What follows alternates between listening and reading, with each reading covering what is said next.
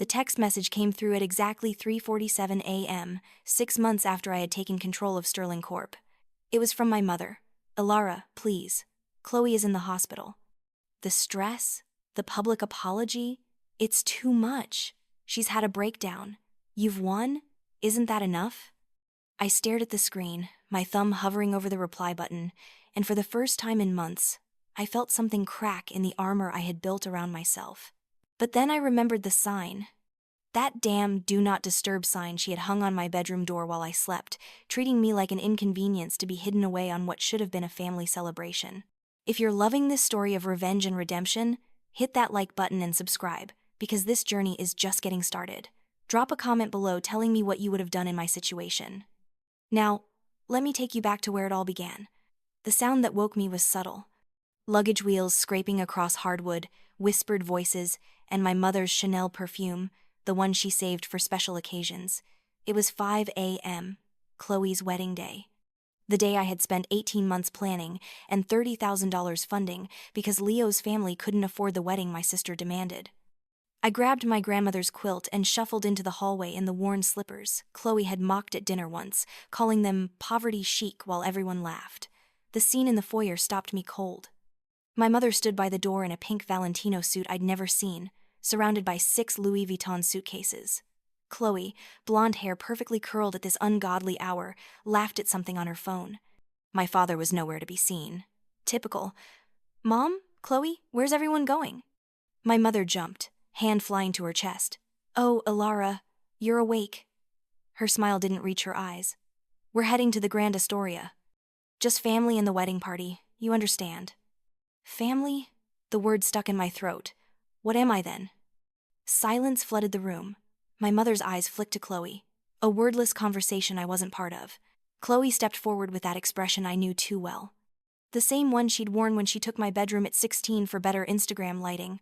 The same one when she announced she was dating my ex-boyfriend at Thanksgiving. The same one when she got engaged at my 30th birthday party. "Come on, Alara, don't make this complicated." She tilted her head, perfectly highlighted hair cascading. "Your energy is just so heavy, you know? You're always intense and serious. I just want one perfect day." "Heavy energy?" I stared at her. "I've spent 18 months planning this wedding." "Exactly, you're so stressed. Maybe rest here, take the day for yourself. Self-care, right?" I looked at my mother, the woman whose cancer treatments I'd paid for when insurance denied coverage, the woman whose house I'd saved during the recession, the woman I'd supported through my father's affair. She avoided my eyes, picked up the Birkin bag I'd given her for her 60th birthday, and walked to my bedroom door. What happened next seared itself into my memory. She pulled a "Do Not Disturb" sign from her purse. Not a hotel sign, a custom one with our family crest embossed in gold. She had planned this. She hung it on my doorknob, hands steady. "It'll be better if you rest here today, Alara. Don't disturb us." Then louder, meant for me to hear. "This day is about Chloe, and we all know how you can be when you're not the center of attention." The door closed. The SUV's engine purred. Through the window, I watched Chloe's careless laughter as they drove away to the wedding I'd helped pay for, marked as a disturbance to be avoided. I stood gripping the banister, knuckles white, waiting for tears that never came.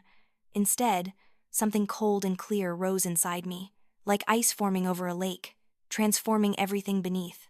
I walked to my bedroom, past that mocking sign with its golden crest that had never included me. In the mirror, I saw a ghost. Faded pajamas, messy bun, no makeup. 30 years old and exhausted from apologizing for existing. This was the daughter they wanted, the convenient one who wrote checks and faded into backgrounds and accepted scraps of affection.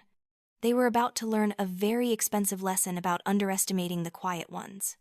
I went to my closet, a walk-in space that had once been Chloe's until she moved out and took the master bedroom, leaving me with this smaller room like some kind of consolation prize. I pushed aside the conservative blazers and modest dresses that Margaret had always approved of, the kind of clothes that screamed responsible and forgettable. My hands found the back panel, and I pressed the hidden latch. The panel slid away easily, revealing the safe I had installed 2 years ago, during a weekend when the family was away at Chloe's engagement party in the Hamptons. An event I had not been invited to because, as my mother had explained, it was just close friends and Leo's family. I had used that lonely weekend to begin building my secret fortress. Inside the safe was not the life of the woman my family thought I was. Inside was the truth I had been hiding, building in secret while they dismissed me as their dependable, unremarkable Ilara. The Bugatti key fob felt substantial in my hand, heavy with possibility. The car itself was parked in a private garage downtown, a sleek black Chiron that could go from 0 to 60 in 2.4 seconds. I had bought it with my first major bonus, a reward to myself for finally admitting that I deserved nice things. The Virtu phone, one of only 100 made, each one hand-assembled and costing more than most people's annual salary, powered on with a soft chime that sounded like vindication.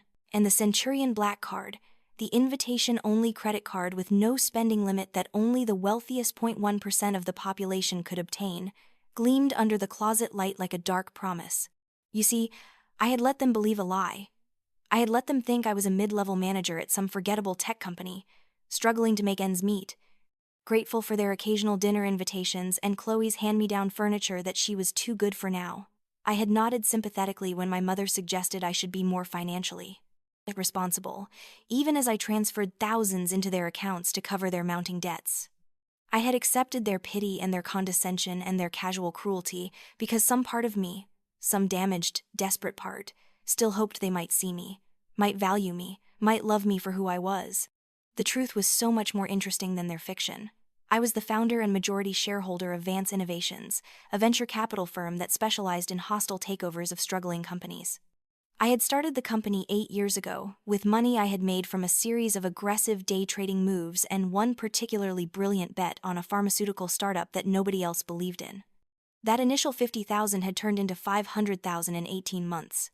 I had used that money to start Vance Innovations, named after my maternal grandmother Vivian Vance, the only family member who had ever believed I was capable of extraordinary things. Under the Vance Innovations umbrella, I had systematically acquired 17 companies, restructured them, made them profitable, and either sold them for massive returns or kept them as part of my growing portfolio. I employed over 3,000 people. I had a net worth that would have made my parents' eyes water if they knew. Forbes had run a profile on me last year, but they had used my professional photos where I wore dark-rimmed glasses and had my hair severely pulled back, looking nothing like the Ilara my family knew. The article had called me the Ghost of Wall Street because of my ability to silently acquire companies before anyone realized what was happening. I had built my empire under my mother's maiden name, kept it completely separate from the Davenport family, because I had learned early that anything I achieved would either be diminished or appropriated by my attention-hungry sister. When I was 12, I had won a statewide science competition. My mother had forgotten to come to the awards ceremony because she was at Chloe's dance recital. When I was 18, I had received a full scholarship to MIT. The dinner celebrating that achievement had lasted exactly 20 minutes before the conversation shifted to Chloe's latest boyfriend. When I was 25 and made my first million, I had made the mistake of mentioning it to my father. He'd immediately suggested I invest in one of his failing ventures and then, when I politely declined, had told me I was selfish. So, I had learned to be invisible in my success the same way I had always been invisible in my pain. I had money. More money than my parents had ever dreamed of.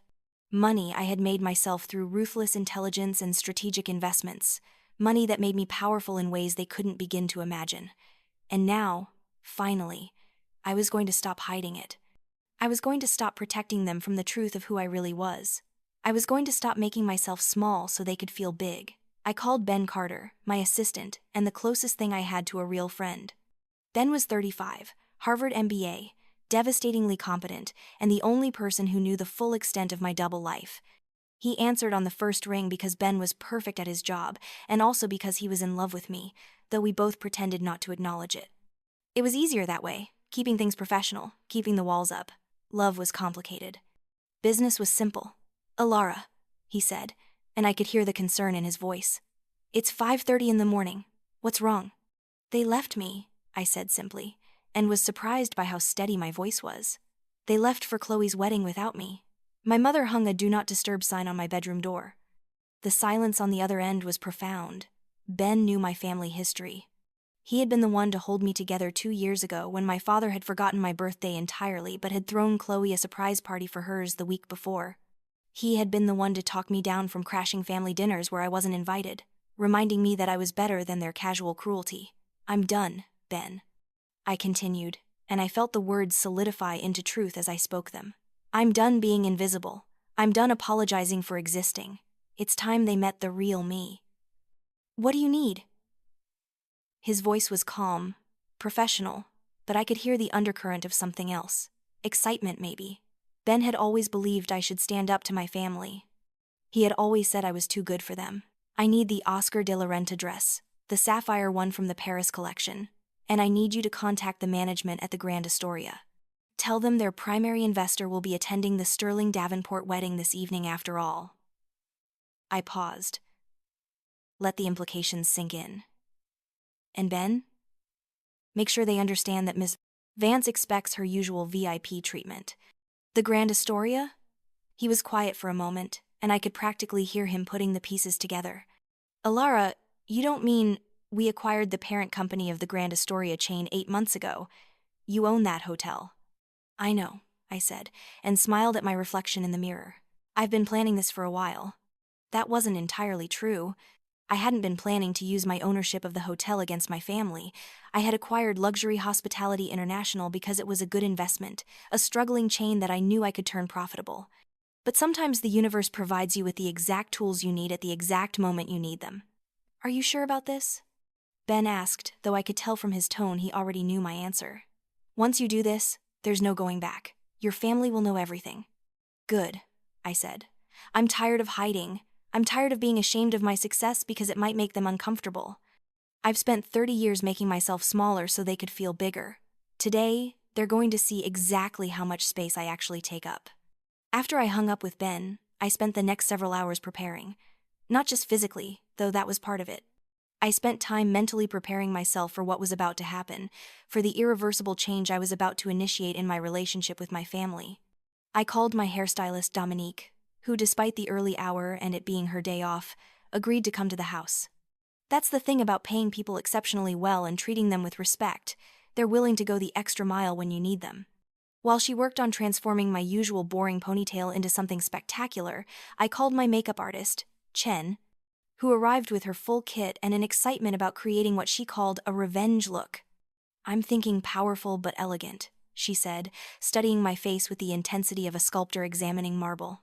Not trying too hard, but absolutely unforgettable.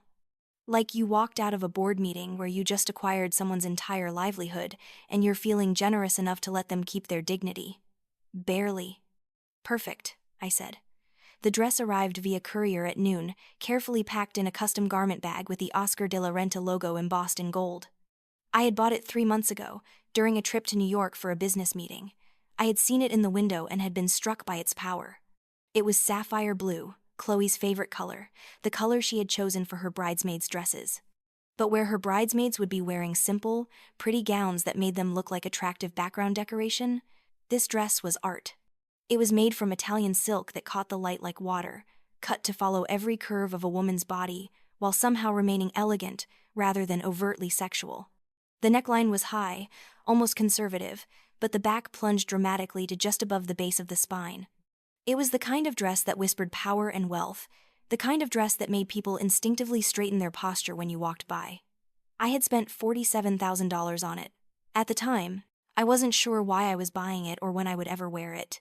Now I understood. Some part of me had been preparing for this moment even before I consciously knew it was coming. By 6 p.m., I was ready. The transformation was complete. My usually straight dark hair had been styled in loose waves that cascaded down my back, looking effortlessly elegant in a way that probably took Dominique 2 hours to achieve. My makeup was flawless, subtle but striking, with a deep red lip that Chen had assured me was the exact shade of confidence and controlled anger. The dress fit like it had been made for my body specifically. And the shoes, custom Louboutins with the signature red sole that had cost almost as much as the dress, added 4 inches to my height. I looked at myself in the mirror and barely recognized the woman staring back. She looked powerful. She looked wealthy. She looked like someone you didn't want to cross. She looked like someone who owned hotels and companies and could destroy your future with a single phone call. She looked like me, the real me, the me I had been hiding. Ben arrived at 6:30 with the Rolls-Royce Phantom, one of 3 luxury vehicles I kept but never drove around my neighborhood because I didn't want to answer questions. He got out to open my door, and when he saw me, he actually stopped walking. "Alara," he said, and there was something in his voice I had never heard before. "Ah, maybe." Or fear. You look expensive, I suggested. Terrifying, he corrected, in the best possible way. You look like you're about to ruin someone's life and then go have a nice dinner. That's exactly what I'm about to do, I said. The drive to the Grand Astoria took 40 minutes through rush hour traffic, but Ben had timed it perfectly so we would arrive at 7 p.m., fashionably late for the cocktail hour, but well before dinner. Late enough to make an entrance, early enough to ensure maximum impact. During the drive, Ben filled me in on the details he had arranged. The general manager of the Grand Astoria, a man named Richard Pemberton, had been both shocked and delighted to learn that the mysterious Miss Vance would be attending an event at his hotel. Ben had instructed him to treat my arrival with the utmost importance, to make sure every staff member knew who I was, and to have my VIP table ready at the front of the ballroom. I also took the liberty of doing some research on the Sterling family finances, Ben said, pulling out his tablet. It's worse than we thought. Sterling Corp is leveraged to the hilt. They've been operating on borrowed money for the past 3 years, barely making interest payments. Edward Sterling has been desperately seeking investors, but nobody wants to touch them because of the mismanagement issues. How bad? I asked. They're about 6 months from bankruptcy, maybe less. Ben looked up from his tablet, and I saw the predatory gleam in his eye that appeared whenever he sensed a good business opportunity. With the wedding expenses on top of everything else, Leo's father probably had to take out personal loans just to maintain appearances. And our position? We're currently holding about $30 million in commercial real estate loans that are tangentially connected to Sterling Corp's supply chain. If we wanted to, we could call in those loans, trigger a cascade effect, and essentially force Sterling Corp into bankruptcy within 60 days.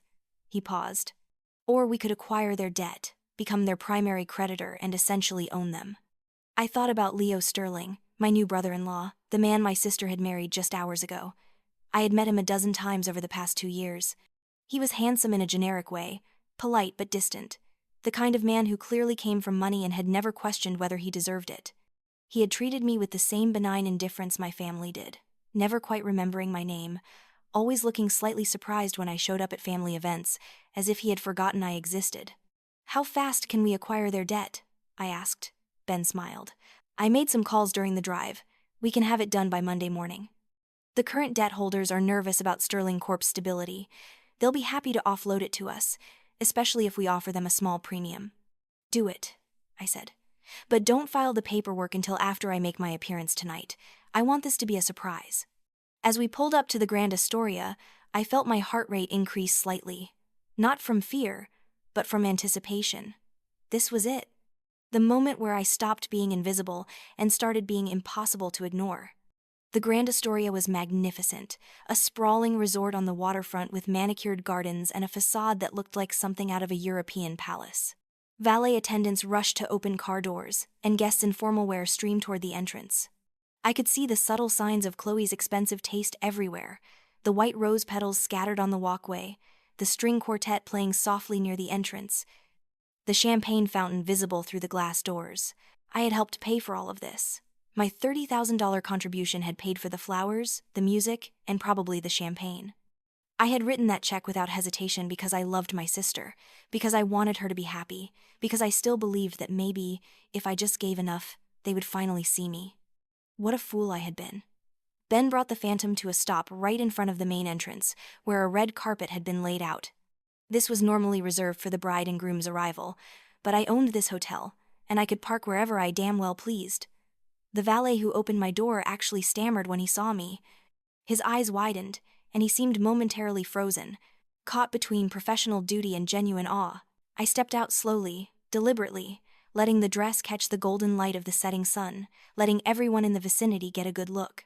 The whispers started immediately. I could hear them rippling through the crowd like wind through grass. Who is that? Is she a celebrity? That dress must cost a fortune. Did you see the car? Richard Pemberton, the general manager, practically sprinted across the lobby when he saw me. He was a distinguished-looking man in his 50s, impeccably dressed, and the panic on his face was barely concealed beneath his professional smile. "Miss Vance!" He reached me slightly out of breath, and I realized he had probably run from his office when the valet called to alert him. What an absolute honor. We had no idea you would be joining us this evening. Your VIP table is prepared at the front of the ballroom, of course. May I personally escort you? I smiled at him. The kind of smile I used in business negotiations when I wanted someone to understand exactly how much power I held.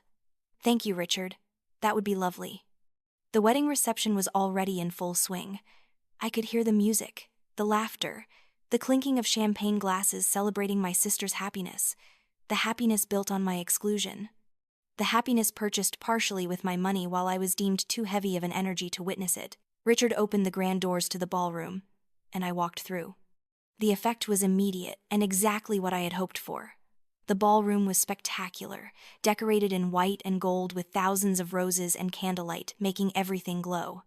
About 200 guests were scattered throughout, some dancing, most mingling with drinks in hand, all dressed in their finest. The wedding party was gathered near the head table. Chloe in her massive white dress that probably cost more than a car, Leo in his perfectly tailored tuxedo, looking every inch the wealthy heir. As I walked in, the room slowly fell silent, heads turning, conversations stopping mid-sentence, the kind of attention usually reserved for celebrities or royalty. Richard was still at my elbow, guiding me toward the front, and his presence and deference made it clear I was someone important, someone to be noticed. The general manager's voice carried across the ballroom as he addressed a nearby waiter loudly enough for many to hear. "Please ensure, miss.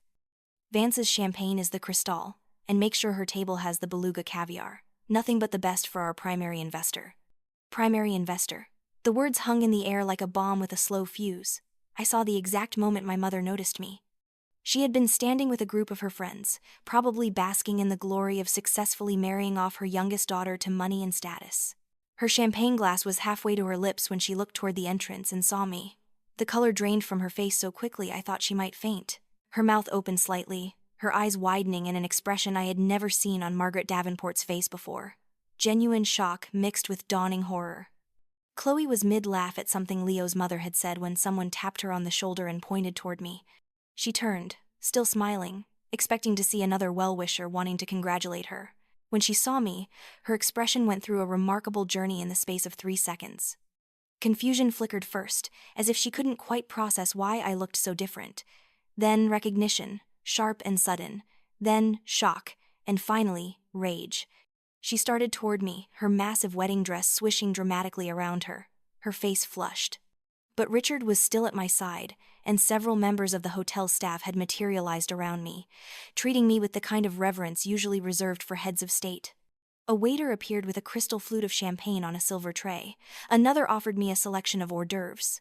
"What the hell are you doing here, Lara?" Chloe hissed when she finally reached me, trying to keep her voice low but failing. Several nearby guests turned to stare. "You weren't invited. I thought we made that clear this morning." I took a delicate sip of my champagne, letting her wait, letting the tension build. When I finally spoke, my voice was calm, almost pleasant. "I'm here to celebrate with family, Chloe. After all, I am the primary investor in the company that owns this venue. It would be terribly rude not to attend such a significant event happening at one of my properties." The confusion on her face would have been funny if this whole situation wasn't so painful. "Your properties? What are you talking about? Are you having some kind of breakdown?" Margaret had made her way over, moving through the crowd with the determination of someone trying to contain a disaster. My father trailed behind her, looking uncomfortable in his tuxedo, his face already red from too much champagne. Behind them, I could see Leo's parents, Edward and Patricia Sterling, watching with obvious concern. "Vance?" Margaret said, her voice sharp but quiet. "Why did he call you Miss Vance?" I smiled at her, and I made sure it was the coldest smile I had ever produced. "Because that's my name, Mother, my professional name, Vance Innovations. Perhaps you've heard of it? We're only the 5th largest venture capital firm in the state. We specialize in acquiring struggling companies and turning them around. Or, if they're too far gone, we acquire them and sell them for parts." I watched the information process across her face. Margaret Davenport was many things, but she wasn't stupid. She understood money and power, even if she had never thought her disappointing older daughter could possess either. "You?" She looked me up and down, taking in the expensive dress, the jewelry, the entire transformation. "This is some kind of joke. You work at some tech company doing." She waved her hand vaguely. "Whatever it is you do, you can't possibly own a multi-billion-dollar company?" I finished for her. "Employ over 3,000 people? Have enough money to buy this hotel chain on a whim?" "Oh, but I can, Mother. I have." I've been building my empire for 8 years now, right under your nose, while you were busy pretending I didn't exist. Chloe's face had gone from red to white. You've been lying to us? All this time? Not lying, I corrected. Simply not offering information you never cared enough to ask for. When was the last time any of you asked about my job, my life, my dreams? When was the last time you saw me as anything other than a convenient checkbook or an inconvenient presence? The music had stopped. The entire ballroom was watching now, 200 guests witnessing what should have been a private family moment but was instead becoming public theater. I should have felt embarrassed. I should have felt guilty for making a scene at my sister's wedding, but all I felt was a cold, crystalline clarity. Alara, please. My father finally spoke, his voice carrying that patronizing tone he always used with me. This isn't the time or place. Whatever issues you think you have, we can discuss them privately, as a family. As a family? The laugh that came out of me was sharp enough to cut. This morning, this family hung a do not disturb sign on my bedroom door and left me behind. This family has spent 30 years making me feel like an imposition, a burden, someone to be tolerated at best and excluded at worst. So no, Father, I don't think we'll be discussing anything as a family. We'll be discussing this as what we really are, business associates. And you're the ones who need something from me. Before anyone could respond, the MC, a professional hired specifically for the wedding, approached nervously. He clearly sensed the tension but was bound by his schedule. Excuse me, I'm terribly sorry to interrupt, but it's time for the family toasts? Perfect timing. Absolutely perfect. I turned to him and smiled. Actually, I'll go first, if you don't mind. I am the bride's sister, after all. Chloe made a strangled sound of protest, but I was already walking toward the stage, the crowd parting before me like I was royalty.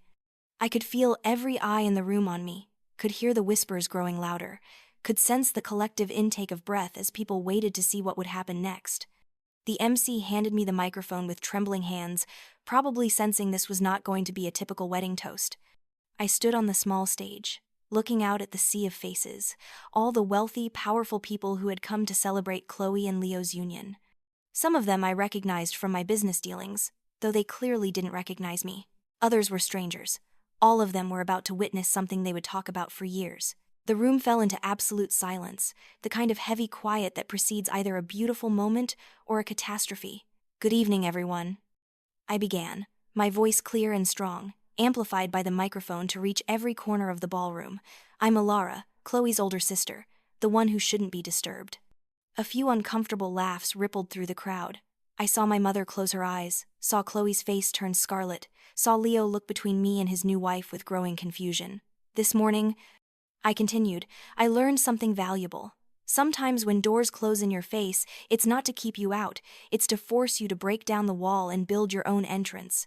Sometimes being excluded from something is the universe's way of showing you that you've been including the wrong people in your life. The room was so quiet I could hear the ice settling in people's glasses. I want to wish Chloe and Leo all the happiness in the world. Truly. May your marriage be built on honesty and respect. May you have the courage never to make your loved ones invisible just because their presence is inconvenient. May you never hang a do not disturb sign on someone's door because you're too cowardly to tell them to their face that they're unwanted. Margaret had her hand over her mouth. Several guests were exchanging shocked glances. This was not how wedding toasts typically went. For those of you who don't know me, I'm the daughter who paid for part of this wedding. I'm the sister who spent 18 months helping plan every detail. I'm the family member who was left behind this morning because my energy was too heavy. I let that sink in for a moment. I'm also the CEO and founder of Vance Innovations, the company that owns Luxury Hospitality International, the company that owns this hotel and 46 others like it across the country. The collective gasp from the crowd was audible. Several people pulled out their phones, probably looking up Vance Innovations, probably seeing my professional photos for the first time and realizing who I really was. And to commemorate this special day, I said, letting my voice take on a sharper edge, I have a gift for the happy couple and their families. I pulled out my phone, made a show of checking an email that Ben had sent me 5 minutes ago. Everything had gone according to plan. The paperwork was ready. All it needed was my final approval, which I had given via encrypted message while walking to the stage.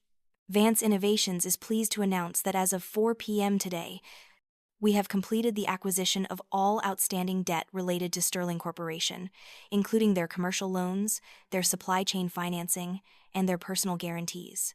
We now hold controlling interest in the Sterling family company and all associated assets. The crash was Edward Sterling, Leo's father, collapsing into his chair like a puppet with cut strings. His face had gone gray, his breathing rapid and shallow. Patricia Sterling rushed to his side, her own face a mask of horror. Leo looked like someone had physically struck him, his mouth opening and closing but no sound coming out. The Sterling family company, which has been operating on borrowed money and false hopes for the past 3 years, is now under the operational control of Vance Innovations. Effective immediately, we will be implementing a complete restructuring to bring the company back to profitability. I looked directly at Leo, let him see the cold finality in my eyes. Leo, I'm afraid your position as Vice President of Operations, which you've held for the past 5 years despite having no relevant experience or qualifications, will need to be reevaluated. We'll be starting you in an entry-level position where you can learn the business from the ground up, under the supervision of my assistant, Ben Carter. I'm sure you two will work very well together. The humiliation on his face was absolute. Around the ballroom, people were starting to understand what they were witnessing. This wasn't just a family drama. This was a corporate takeover announced at a wedding reception. This was revenge served ice cold at the celebration it was meant to destroy. Chloe was crying now. Ugly tears that ruined her perfect makeup, her hands clutching at Leo's arm as if she could somehow protect him from what I had just done. My mother looked like she had aged 10 years in the past 5 minutes, her face ashen, her carefully maintained composure shattered. But don't worry, I continued, my voice almost gentle now, which somehow made it more terrifying. I'm not a monster. I won't let Sterling Corp go bankrupt. That would be wasteful and would hurt too many innocent employees. Instead, we'll rebuild it into something actually profitable, something sustainable. Something that doesn't require desperate phone calls to potential investors or personal loans just to maintain the illusion of success. I set the microphone back in its stand with a soft click that somehow sounded like a gavel ending a trial. Enjoy your reception, everyone. The champagne is excellent. I should know. I'm paying for it. I walked off the stage to absolute silence. Not a single person clapped. Not a single person spoke. They were all too shocked, too stunned by what they had just witnessed.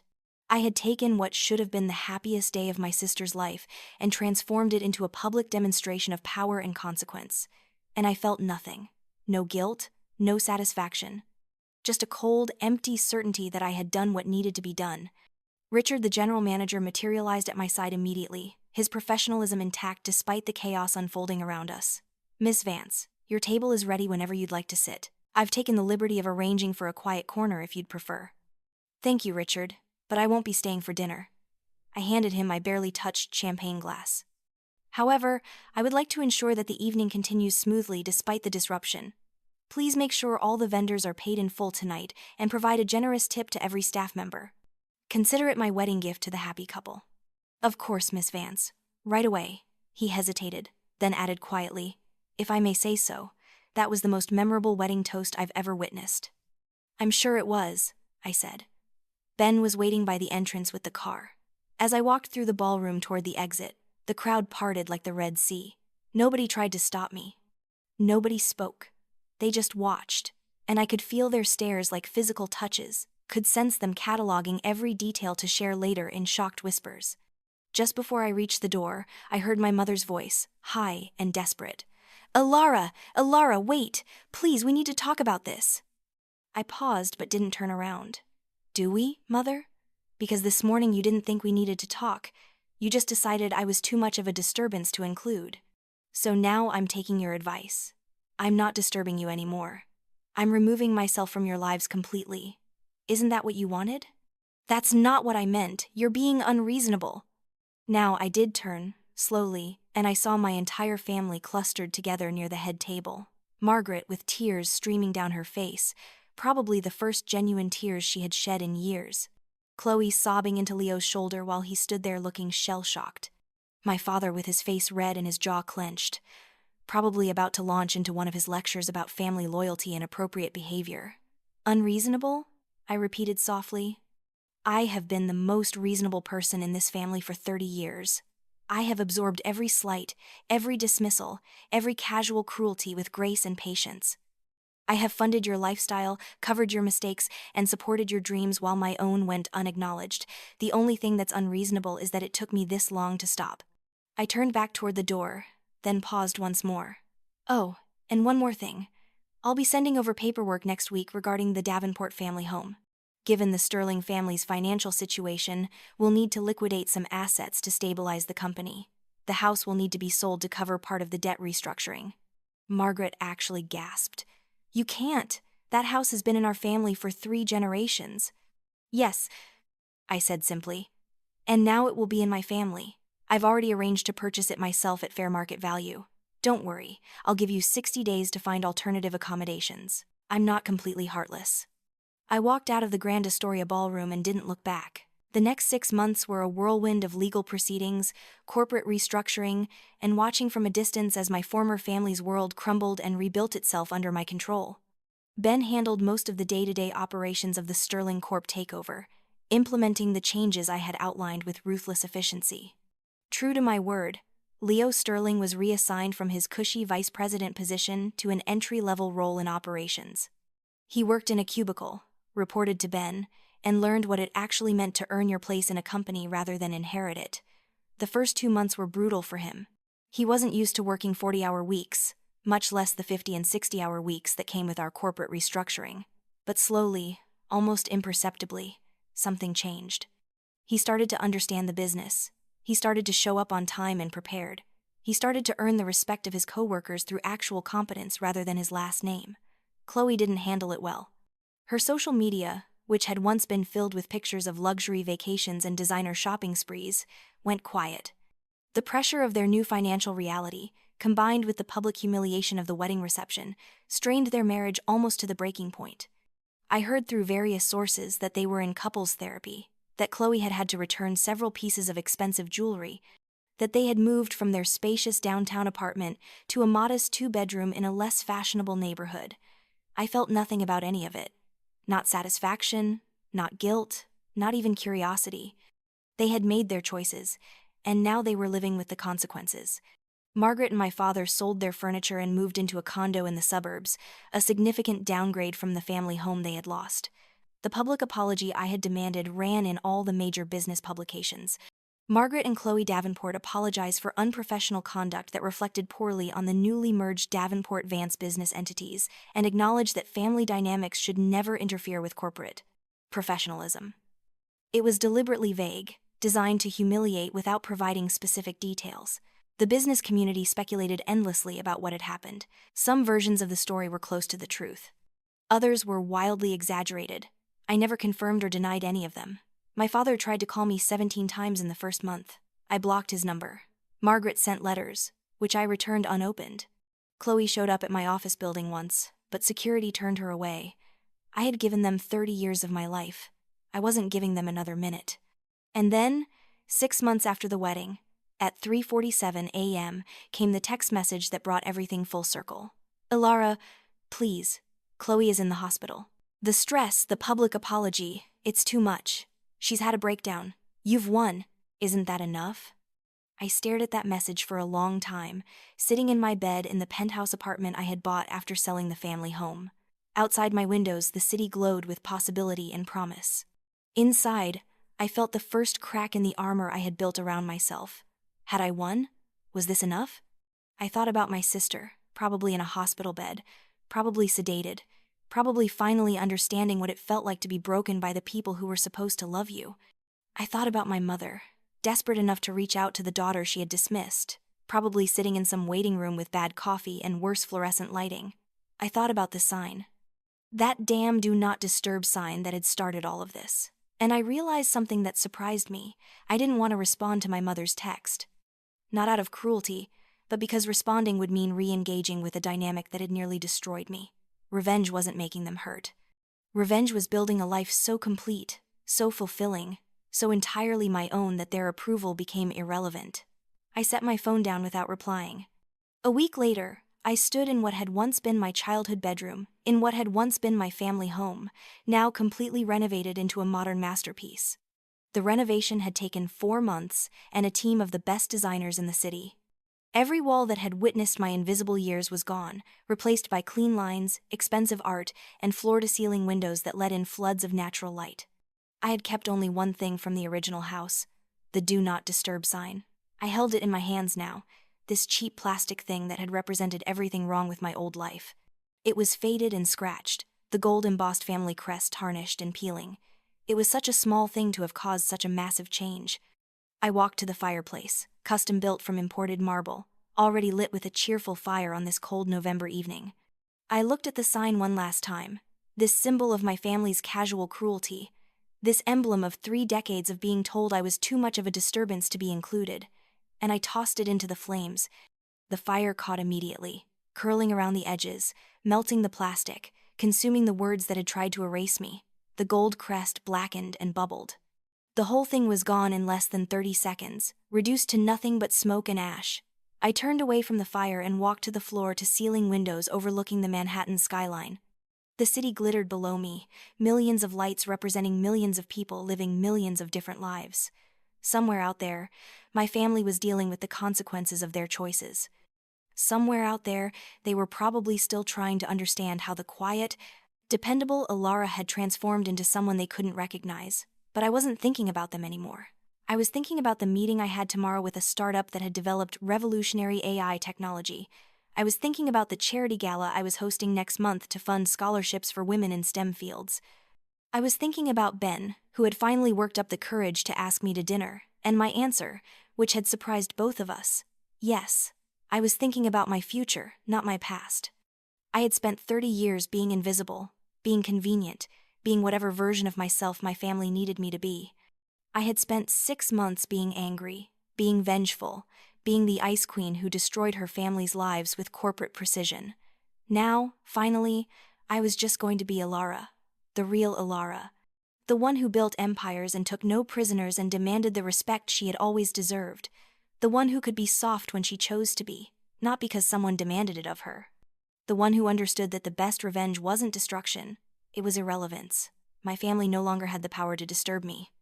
I had taken that power back and burned it in the fireplace, along with their pathetic sign. I was no longer the daughter who could be disturbed, dismissed, or discarded. I was the woman who decided who got disturbed now, and I had never been more at peace. The truth is, some families see you as an obligation, a supporting character in someone else's story. But you're the author of your own life, and sometimes the most powerful thing you can do is close their book and start writing your own sequel. Because the best revenge isn't destruction, it's becoming so successful that their approval becomes irrelevant. It's building a life so complete that their absence leaves no void. It's understanding that you were never the problem. They were just too small to see how much space you actually needed to shine. What would you have done in my position? Would you have been merciful, or would you have gone even further? Drop your thoughts in the comments below.